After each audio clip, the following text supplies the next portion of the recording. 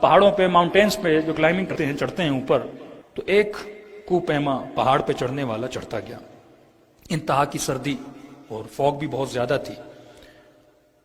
تصور کیجئے کہ K1 K2 پاکستان میں ہے، کوئی اس پہ چڑھے، سردی بہت زیادہ ہوتی ہے، چڑھتا گیا بہت اوپر، اور وہ جب کلائمبنگ کرتے ہیں تو کچھ رسیاں جو ہیں پہاڑ پہ لگا دیتے ہیں، اگر وہاں سے گرے تو اس رسی کے سہارے وہ لٹکے رہیں۔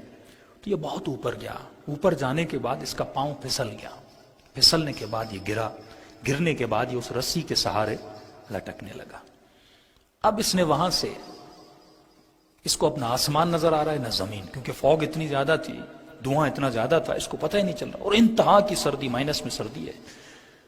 تو لکھنے والا مثال کے طور پہ کہتا ہے اس نے اللہ سے مدد مانگی، اے خدا میری مدد کر۔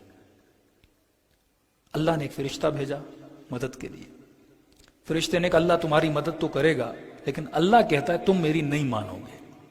ہماری حالت ہے، اللہ کہتا ہے تم نہیں مانو گے، میں کتنا بھی تمہیں بتاؤں تم ایکسیپٹ نہیں کرو گے۔ کہتے کیسے ایکسیپٹ نہیں کروں گا، مرنے والا ہوں، ایک ہی رسی پہ لٹک رہا ہوں۔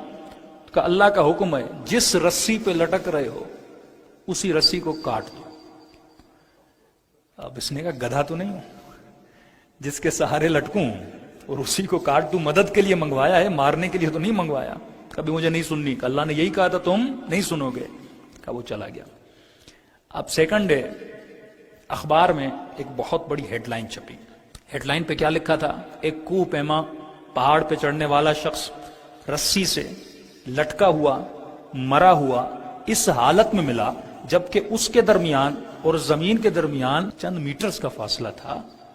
یعنی خدا کو پتا تھا زمین اس سے کتنی دور ہے، اس بیچارے کو پتا نہیں تھا کہ زمین مجھ سے کتنی دور ہے۔ اگر رسی کو کاٹتا زمین پہ گرتا تو کیا ہو جاتا، بچ جاتا۔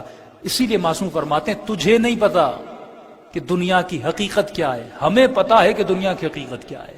تمہاری آنکھوں پہ پردے لگے ہیں، اگر تو ہمارے کہنے پر چلے تو تیری دنیا بھی آباد ہو جائے، تیری آخرت بھی آباد ہو جائے۔ صلوات پڑھے محمد و آل محمد۔